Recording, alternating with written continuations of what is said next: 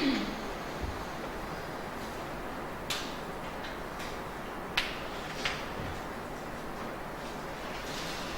It is a great pleasure to be here. I would thank Isa, who's upstairs, who is the individual who's responsible for getting me here. So thank you, Isa, in his absence. And thank you to everyone here on the ground in Turkey who has done a tremendous amount of work organizing this wonderful event. World War I rapidly changed the Arab Middle East. The war left behind new nations in its wake, provinces and subjects that had once been united by Ottoman rule were divided into new nation-states and territories, under the control of the British mandate for Palestine and Iraq and the French mandate for Syria. Here's a map of the mandates, and for those of you who are familiar with the maps of the Sykes-Picot Agreement, the borders here mirror what was established by the Sykes-Picot Agreement. New national borders and boundaries were not the only thing the war inflicted on the ex-Ottoman territory south of Anatolia.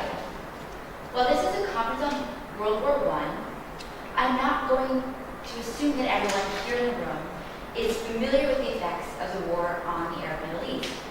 This paper will therefore briefly address the roots of Arab nationalism and the history of the war itself as the background for my argument about how the war created, how the post-war creation of the League of Nations mandates in Palestine and Syria ignited pan-Arab women's sentiment and activism.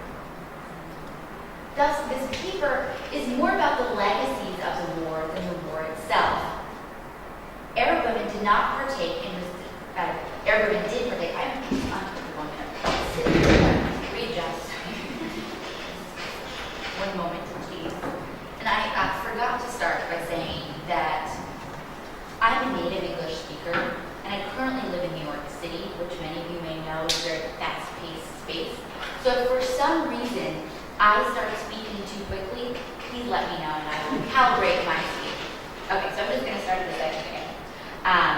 This paper is more about the legacies of the war than the actual battles that happened in the Arab Middle East. Though Arab women did partake in resistance efforts against the arrival of French troops, they were more instrumental in providing aid to starving women and children, and were key players in nursing wounded back to health. The true effects of the war on the Arab women's movement came after the war, so they participated in the war, in the wartime efforts, but it's really after the war that I'm looking at. Women throughout the remapped Middle East recognized the common goals of individual nationalist movements and rallied around the prospect of collective action to secure Arab independence and women's rights.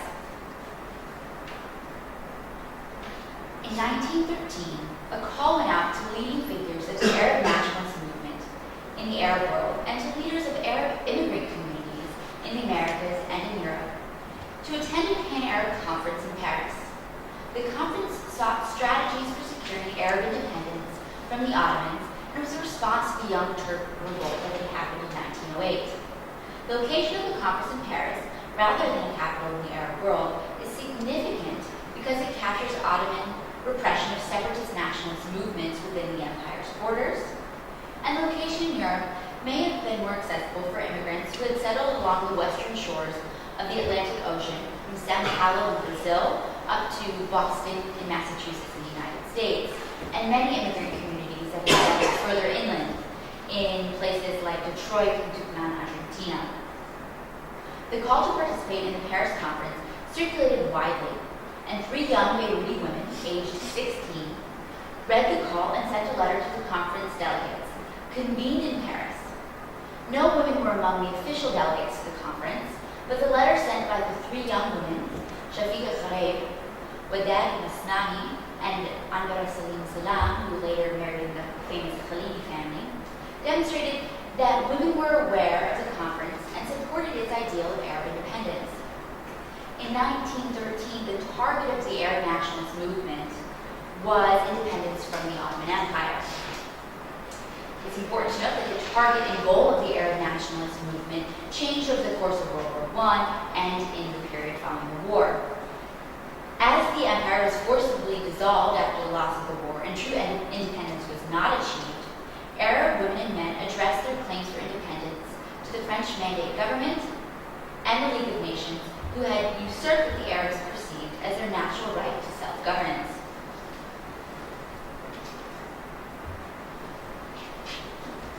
The letter began praising the conference for bringing attention to the plight of the Arabs who had only known repression under the Ottomans. What I'm reading is behind me on this slide. You've raised your voice and it has reverberated, touching all hearts and stirring all emotions among Arabs, hitherto repressed. You've revived hopes hitherto in despair. You've brought back to more bound. You have brought life back to more bound Arab glory.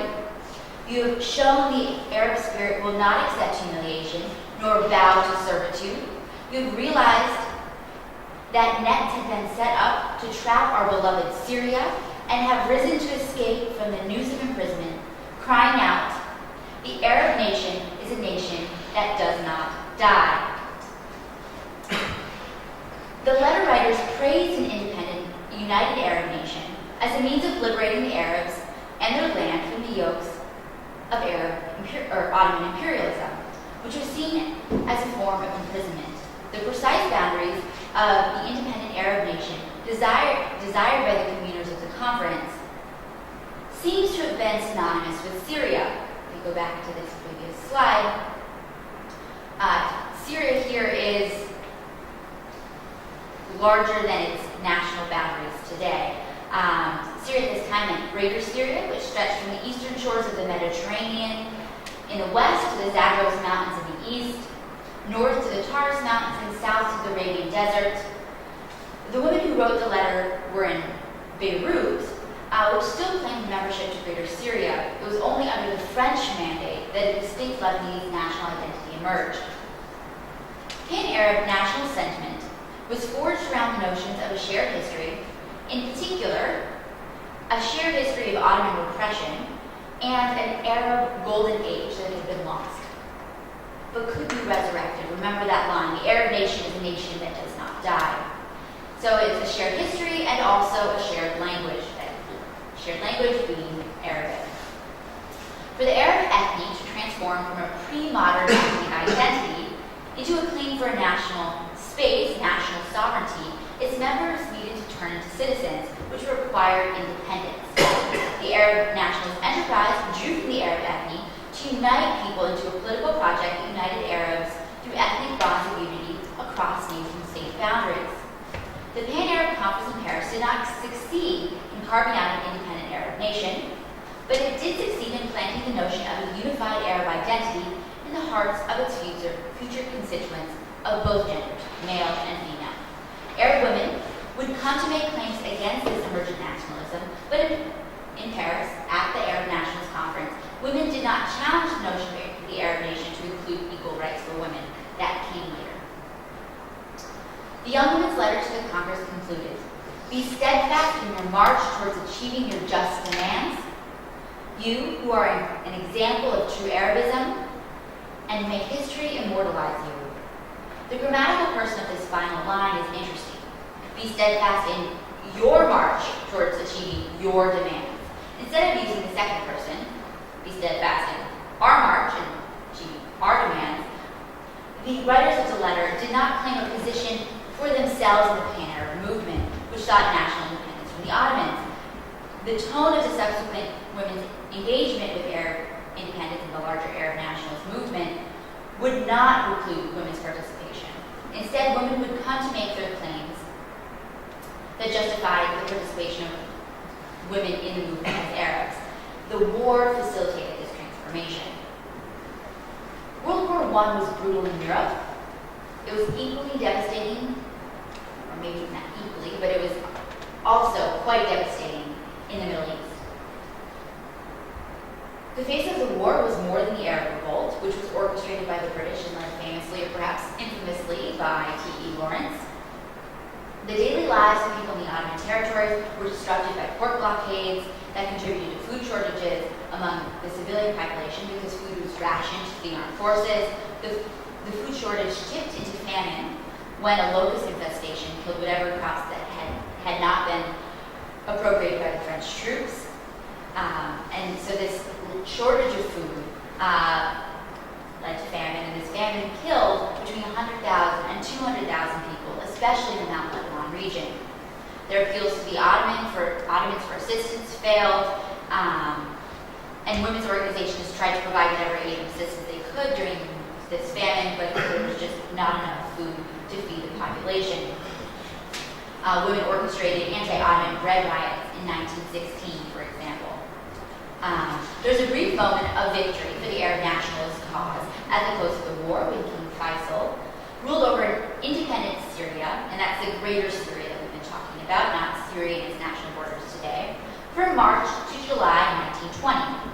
Faisal won the right to rule over Syria because of the deal that his family, the Hashemites, had waged with the British in return for helping stage the Arab revolt, which was meant to split the Ottoman forces into two fronts.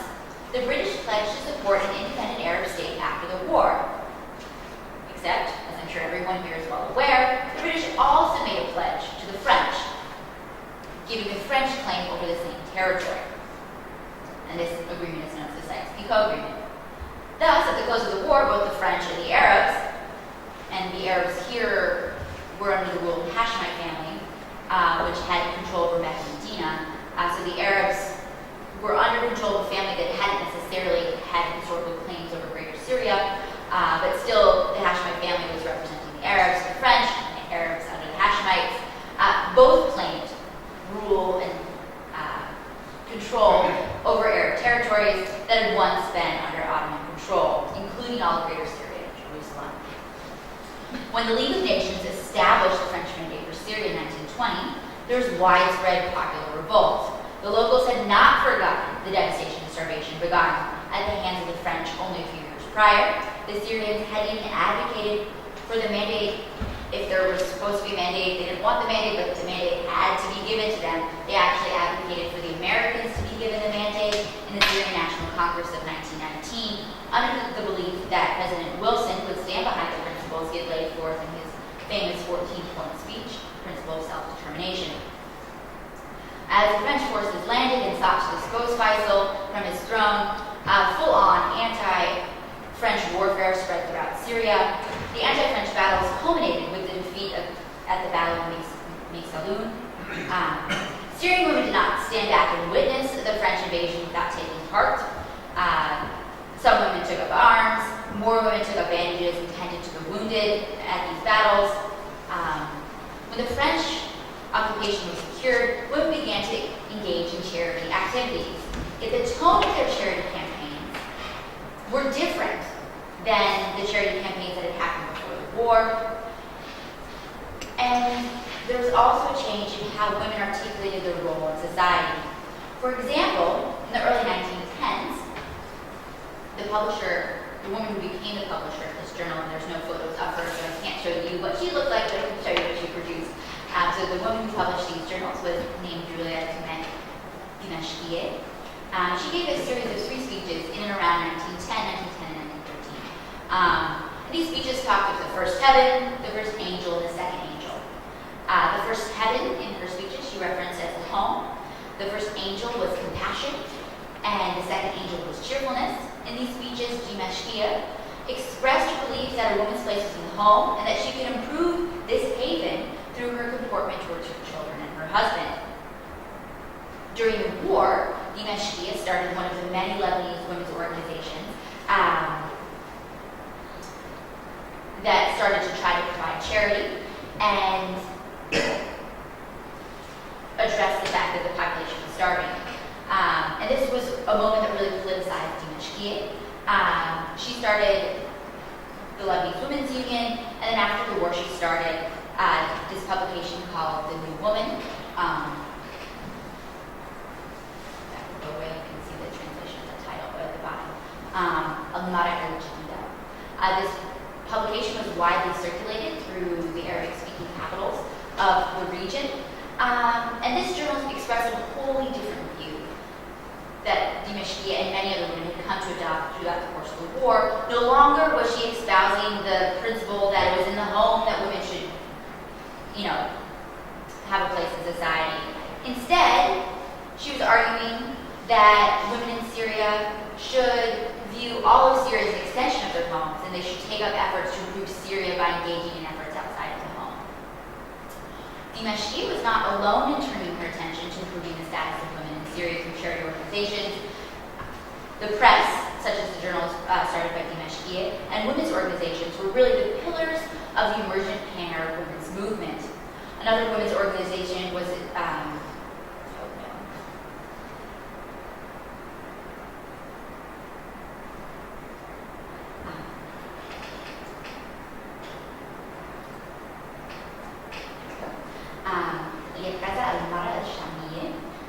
the organization had three major goals, all of which were connected to improving the status of women. Their programs addressed raising the status of women themselves. They wanted elite women to work alongside working class women to really try to raise the status of women in the country. And they issued a series of calls. They called upon women to awake side by side to develop the status of women through actions that fit their environment. They encouraged women to help other women understand the responsibilities of labor and life and to facilitate women trying to achieve a degree of self-independence. And they also encouraged Native industry to try to make Native industry stronger and better so it could compete against the importation of foreign goods, which was really disrupting the Syrian economy. I'm happy to talk a little bit more about the tenets of these organizations and how they all fit together. I realize I'm running a little bit short on time.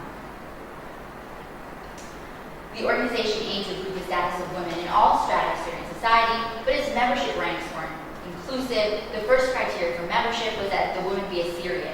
No foreign women were allowed to participate in improving Syrian women's ability to be self-dependent through education and industry training. Quote, the society is formed of Native women of good character, known to be moderate in their social life. So they're interested in making an organization of just Syrian women, and they're interested in making sure that the women who participated in those organizations were of good social standing. They were trying to make an argument that women should be integrated into society at large, and they didn't want to have these social degenerates problematizing or perhaps making that a more challenging process. So this is an example of one women's organization that was founded. I'm going to quickly talk about a second women's organization that was founded. The second women's organization is called the Drop of Milk Society. And this society was founded by a group of independent Syrian women, but it was immediately co-opted by the French Mandate government. The French Mandate government understood that the women's organizations kind of had the potential to make a tipping point, so they would no longer just be focused on charity. Instead, at a certain point, they become politicized. And the French Mandate government was really disinterested in having women's organizations be politicized because they would be strong and ardent supporters of the Arab nationalist cause.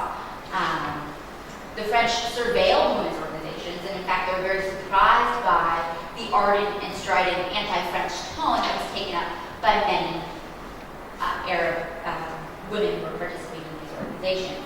The Drop of Milk Society had a series of projects that sought to improve children's health. They wanted to distribute milk to children who were in need of their mother's milk. They were interested in improving the health of poor children, improving health supervision of children, supplying clothing to needy children, and providing education and guidance to mothers. Here are some images of their milk sterilization processes. They were very proud of the fact that they had imported the most high-tech scientific mothering technologies that were out there.